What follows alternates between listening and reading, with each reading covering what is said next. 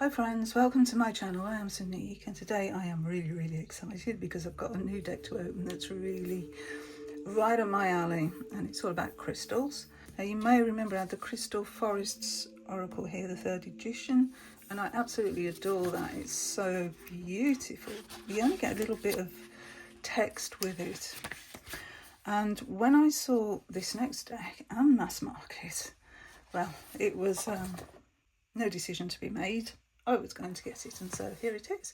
And it's the Crystal Keys Tarot. Now, I've heard a lot of good things about this deck, so I hope it lives up to my expectations because they're high. So as you can see, I've got a few crystals here, including my calcite Kai. This is beautiful. I can tell straight away those colours are just absolutely gorgeous. And we've got like this stone throne here. So this is the Crystal Keys Tarot by Dina Rosenberg and artwork by Amelia Drews.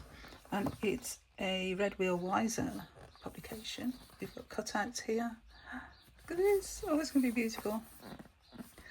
Okay, we've got some examples of the cards on the back here. I can already tell what some of these crystals are as well. Beautiful. So deepen and enhance your personal insight with this stunning deck that fuses traditional tarot wisdom with the transformative energy and power of crystals.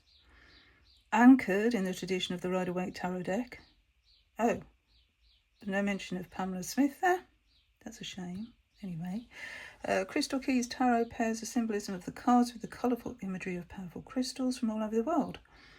Each card, beautifully rendered as if seemingly carved from the stone itself, echoes the energy, aura and texture of a crystal specifically chosen to match the card's archetype and imagery.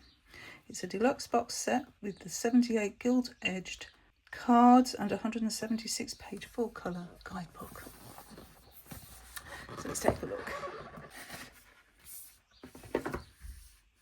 So here's the guidebook. And that looks like the Empress. And I would say that is probably Chrysocolla, which is what I've got here. That's brilliant. Okay, so let's have a little look at that guidebook. We have 173 pages, and then about the author and about the illustrator. So this is 2026, very current. A Crystal's Quick Guide, Acknowledgements, Introduction, a Crystal Grid Manifestation Spread. The majors, the minors, the wands, cups, swords and pentacles. So they haven't renamed the suits. A Crystal's Quick Guide. This is going to be great. There's the acknowledgements. There's the introduction. The work of assigning crystal correspondences to the cards took an entire year. I wanted to go beyond the mundane associations. So this person teaches crystal therapies, and I actually used to teach crystal therapy myself as well. So this is why this book and deck is really appealing to me. Here we've got this crystal grid, a manifestation, and then we're into the majors with beautiful colours. So we start with Golden Labradorite, for the Fool. We have an affirmation and what it means in a reading. So Golden Labradorite provides courage to take chances, so aligned to the Fool. So it gives a background to the energy of the card, a little bit about the traditional image, and then some advice in a reading. Yeah, the affirmation. Oh, so beautiful. Selenite is the High Priestess. How cool. I always put selenite with my cards. And it looks like we've got quite a bit of information also on the minor arcana. Okay, so let's take a look at the cards. Oh, look at that edge. Oh, got this beautiful purple edge. And we had the key, didn't we, in the top of the box here. And now we've got the lock in the bottom. Nice. We've got a black paper band. Let's take the cards out. These are the backs. And they are smidge smaller than standard Rider-Waite Smith just a smidge, very much. Associations for the suits here: wands, cups, swords, pentacles. Beautiful edge is here. Reminds me of the Beautiful Creatures Tarot, those edges. Let's take a look at the cards. We start with Golden Labradorite. So we have the name of the card and the name of the associated crystal. And we've got 3 doors here, we've got 3 paths, and they all lead to the same place. That's fun. It shows in the end it doesn't really matter which path you take, does it? Oh, rainbow fluorite for the Magician. We've got the as above, so below reference there. And all these different colours for all the different suits. It's nice. This selenite for the High Priestess is just perfect. I love selenite. Yep, chrysocolor for the Empress. Pyrite for the Emperor. Pyrite is very cubic, as you can see here, sometimes called fool's gold. Pietisite for the Hierophant. It's like a Buddha figure, isn't it? Ametrine for the Lovers. That's perfect because ametrine is amethyst and citrine in one crystal. That's nice. Carnelian for the Chariots. Look at that energy. Wow, breaking the sound barrier. Like a firebird. Yo, that's amazing. Strength is black tourmaline. It's such a protective stone, black tourmaline. We've got the lion's got the rose in its mouth, but you can see the black tourmalines here. Labradorite, most people's favourite stone for the Hermit. It has its flashes, doesn't it? It's beautiful. Ammolite for the Wheel of Fortune. These circles, perfect. Blue kyanite for Justice. Bloodstone for the Hanged One. We've got Spider. I love that they've got the colours of the crystals in each card. Death is Charoite. Smoky quartz for Temperance. I've used smoky quartz quite a lot. I love the angel wings. Black obsidian for the Devil. Black obsidian is volcanic glass, sometimes used for scrying. Moldavite for the Tower. Very precious stone. And you can see here the meteorite. So a meteorite crashed to Earth, and where it hit the Earth, the chemical reaction produced moldavite, which is why it's only found, I think, in one area. That's why it's so expensive. Beautiful. I have a tiny piece of it. Lapis lazuli, the star. Oh, it's got some beautiful gold flashes. Has lapis. Black moonstone for the moon. I like the reflection here. It's almost like the dog and the wolf. Or is it 2 wolves?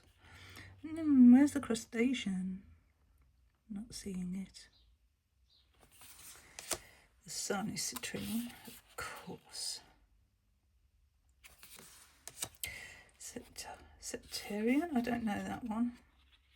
That's one that sort of looks like a snakeskin, doesn't it? Judgment. Yeah, I'm not familiar with that one. Rose quartz for the world. I love this snake. Oh, so good. And then we're onto the minors. We're starting Ace of Wands with Sunstone. God, it is so gorgeous. Tangerine quartz is the 2 of Wands. Wolfenite for the 3 of Wands. The 4 is Crazy Lace Agate. 5 red jasper.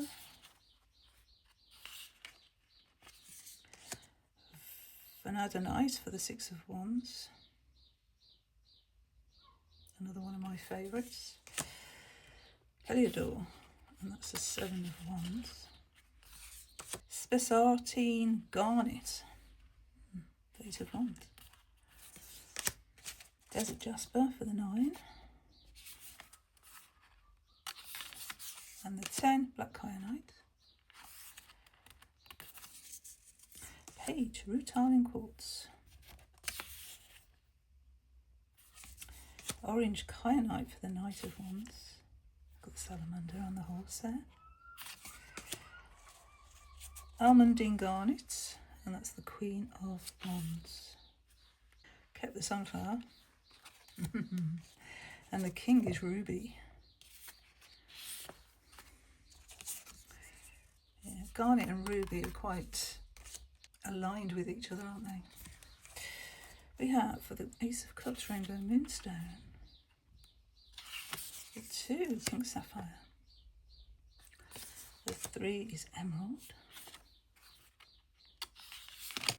4 of Cups, Angel Aura Quartz.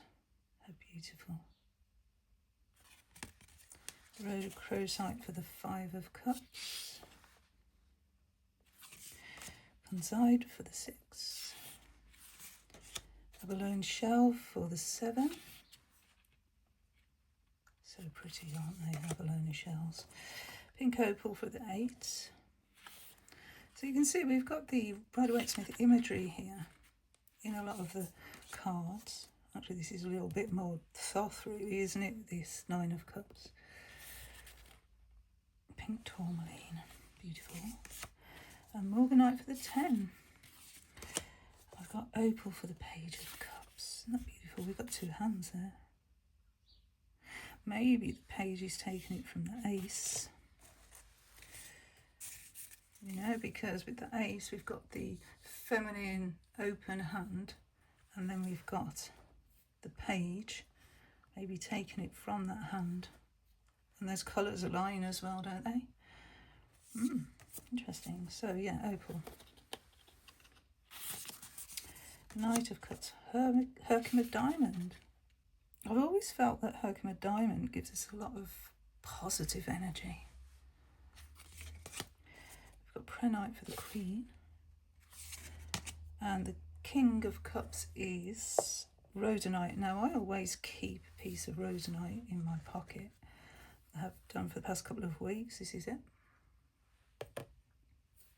And you can see just how close the colours are to the card. Beautiful, isn't it? Let's put that there. So for the King of Cups. So the King of Cups is not reactive, okay? And the reason that I'm carrying Rhodonite around is because I've been suffering with insect bites for the past week. And Rhodonite is really good for helping that to calm down. You know, the reaction that you get internally, the cells are all like really busy going to the site of the sting, and so it's encouraging my body not to overreact, and that goes really well with the King of Cups. Yeah. Anyway, Ace of Swords is Amethyst. 2 of Swords, Dumortierite. Do you know what? I think that was the very first crystal I ever had, was Dumortierite. Bought for me by one of my nieces when she was very small.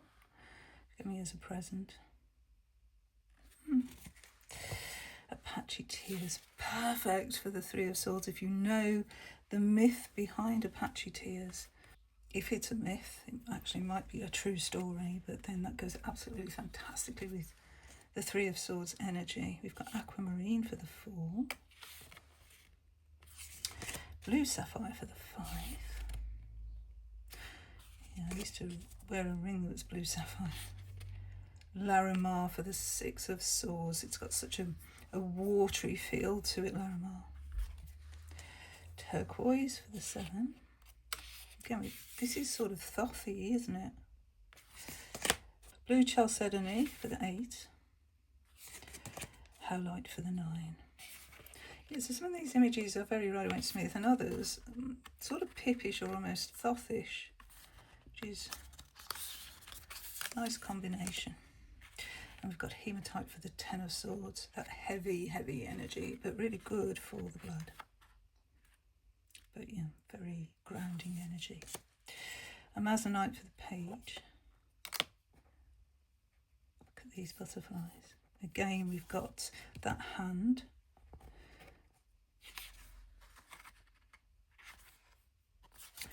Nice. Oh, highlight. Isn't that beautiful?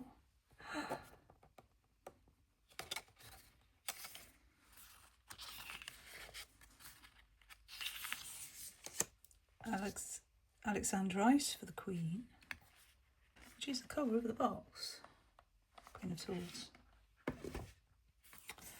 The King is Tanzanite. And then we're on to the Pentacles, and then we have the Tiger's Eye for the Ace. Green Aventuring 2. Sight for the 3. You see the 3 figures there. Petrified Wood for the 4. Perfect. Chiastolites for the 5. That's one I don't know. Green calcite for the 6. This is calcite, but obviously not green. The 7 is Ocean Jasper. Flower agate for the 8. Bumblebee Jasper is the 9. The birds in flight. And then the 10 is Green Jade. Yeah. The emperors used to build their palaces out of jade in the East. So that's perfect, isn't it, for a 10 of Pentacles? That legacy.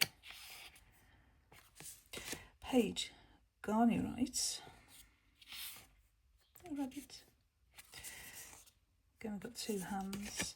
The Knight Moss Agate. Oh, perfect. See the bunny rabbit. This horse is gorgeous.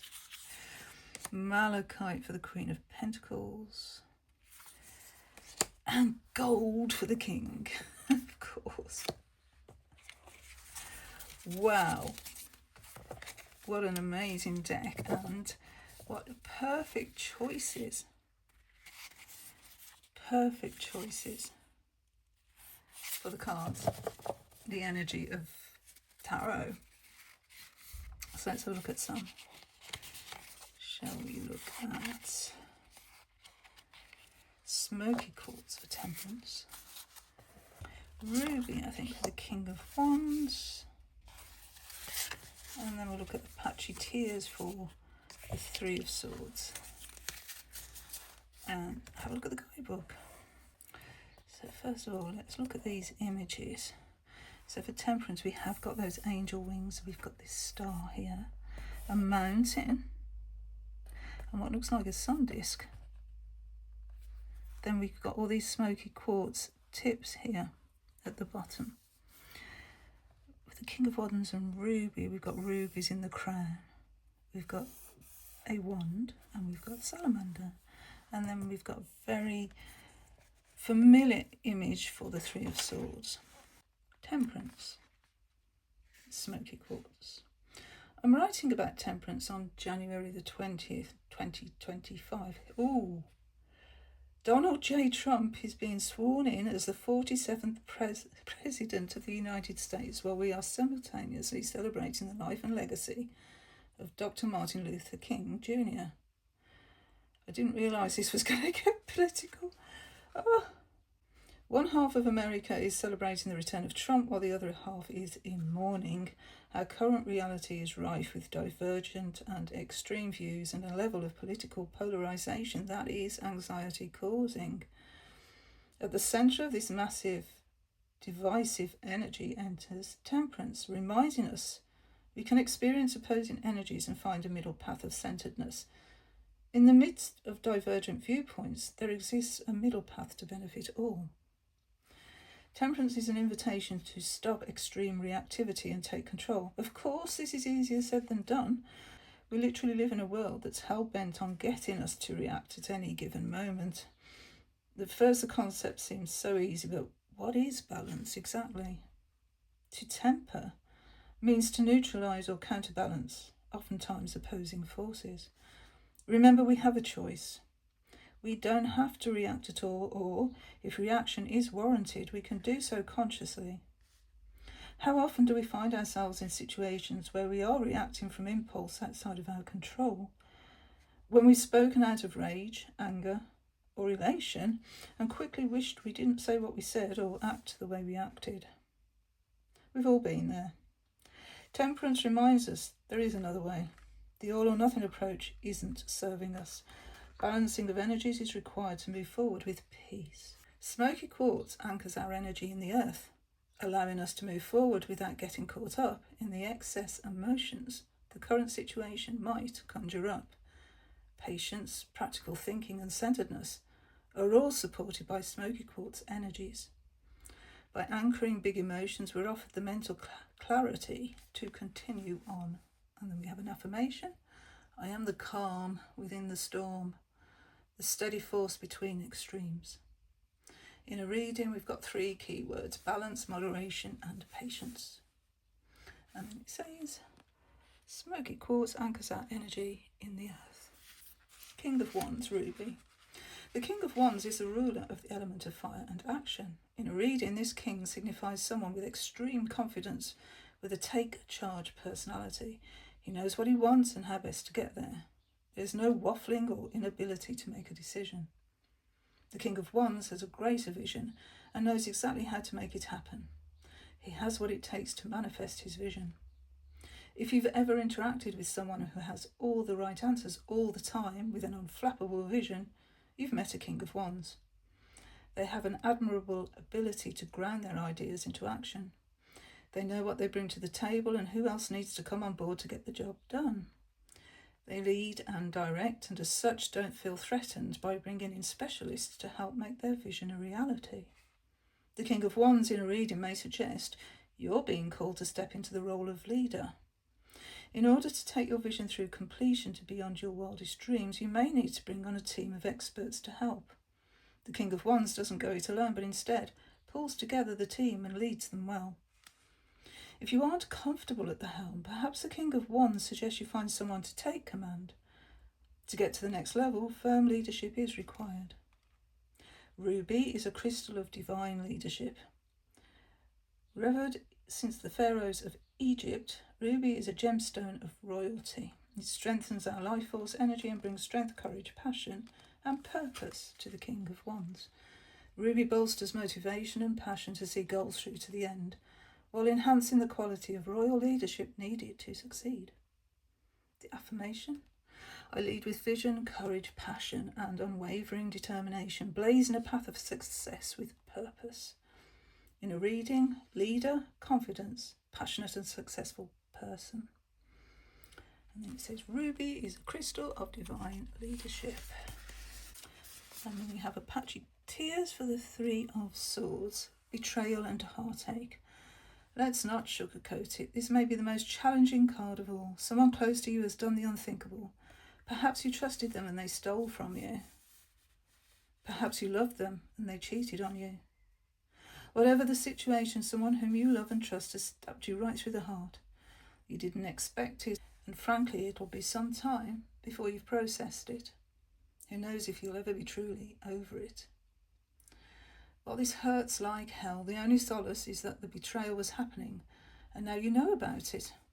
Now you can choose how to move ahead. That's how I choose to move forward, with the knowledge, not perseverating so much on the betrayal, but leaning into how the betrayal had been happening for some time and I wasn't aware of it. The person you thought you knew doesn't exist, did not exist. It was all an illusion. Shattering that illusion causes great pain, and there is nothing to do here but mourn what you thought you had that has ceased to exist. The 3 of Swords is infused with Apache Tears, a form of obsidian known to help process grief, loss and trauma. Apache tears cannot remove the trauma and grief of betrayal, but they can assist in processing and integration. Additionally, Apache tears are said to aid in forgiveness. Perhaps you need to forgive those who transgressed, or more importantly, you can work with Apache tears to learn how to forgive yourself. How often do we feel shame for being betrayed or taken advantage of? And yet it does happen to most of us. We can beat ourselves up for not realising the betrayal sooner, or we can give ourselves the grace and forgiveness necessary to heal. Affirmation: I allow myself to grieve what was never truly mine. Releasing illusion and embracing truth, I am ready to heal. Inner reading, betrayal, grief. And it says Apache tears helps process grief, loss and trauma. Okay, so it's smoky quartz from the crystal forests, and I'm just looking at the entry there, and it says, grounded logic rules this forest. So if you find yourself unsure, unsteady or afraid of where to turn next, come here to find some rational guidance. When you are grounded, you feel confident and able to overcome seemingly insurmountable problems. Keep smoky quartz nearby as you work your goals into reality. It's a supporting stone and will help to dispel negative thought patterns. If you're feeling spacey, distant or out of control, a meditation session here with your back against the trunk of a tree will bring you back to yourself, to the earth, to the truth. So yeah, nice balancing energy in both decks there. Let's look at Ruby. So that was the King of Wands. And there's the Ruby Forest. Okay, rubies have been associated with regality, so exactly the same, regal. Leadership and passion with the promise of bringing wisdom and health to the wearer. The forest exudes vitality, self-assurance and sensuality, and brings opportunities for new sense of excitement in your life. When this card comes up, expect some fun challenges. You have the ability to comfortably take on anything that comes your way. You possess all the tools necessary to build a beautiful future, so take the reins and run with it. Aligns perfectly, doesn't it? Right, Snowflake Obsidian. And that's the Three of Swords. A beautiful place for a stroll if you've been feeling off kilter. Remind yourself you are always doing the work. You are releasing negative thought patterns in order to find a greater path forward. Snowflake Obsidian sees both sides of a situation and balances its reactions accordingly, without allowing emotions to cloud the issue. Imagine the blooming snowflakes in the night sky, expanding awareness and understanding as they grow in the frosty air. Perfect. Perfect alignment. So there's a way of incorporating both decks. And obviously we haven't got all 78 crystals in the crystal forest, but we can work with the ones that we do have. I'm not sure how many are in here. It doesn't tell me. I suppose I could count. I've just quickly counted, I think it's 46. So we've got quite a fair few. So it'd be really nice to actually work with these together. My only gripe with this crystal forest is that the guidebook doesn't fit in the box, so I've got to be careful to keep them together and not lose the book.